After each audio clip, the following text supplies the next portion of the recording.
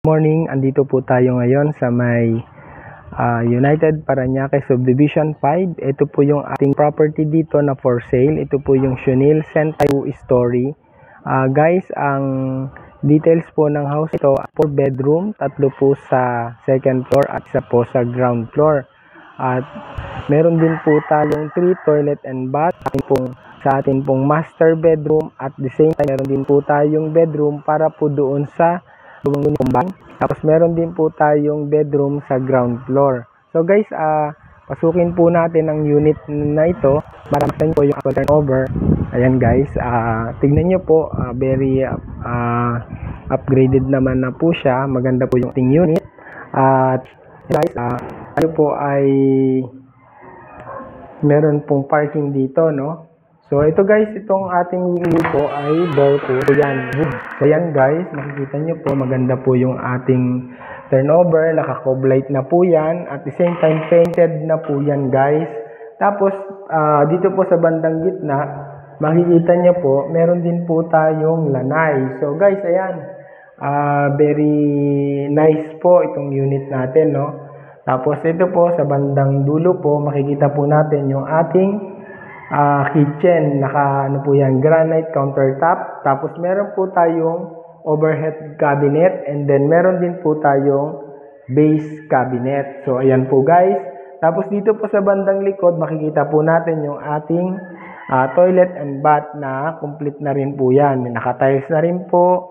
Meron po tayong telephone shower, and then yung ating pong lavatory, and at the same time ito po yung ating toilet bowl. So dito naman po guys, makikita po natin meron po tayong bedroom.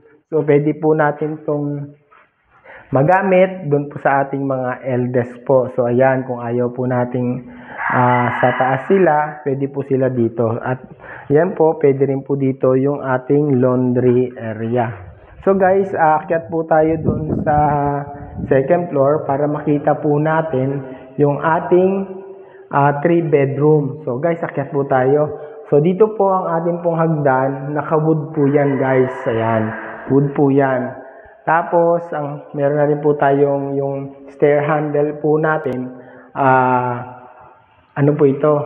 Stainless. So guys, ayan. So, ito po ang ating second floor. Ayan, makikita nyo po.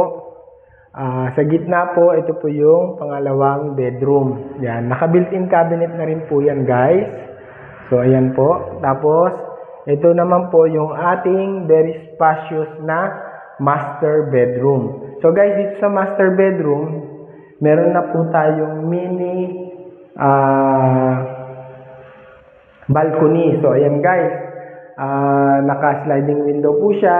At the same time, yan, meron na rin po tayong built-in cabinet. So, guys, ang floor po pala natin dito ay naka-wood design, yung tiles po natin. So guys, ayan, puntahan po natin yung ating ikatlong bedroom. Yan po natin guys, ito ang dulo na to, meron na po siyang common toilet and bath nung dalawang bedroom. So ayan guys, din po siya, may telephone shower, at the same time, yung ating pong toilet bowl and then lavatory. So guys, ito po na rin po yung ating last bedroom. Naka-incline po siya.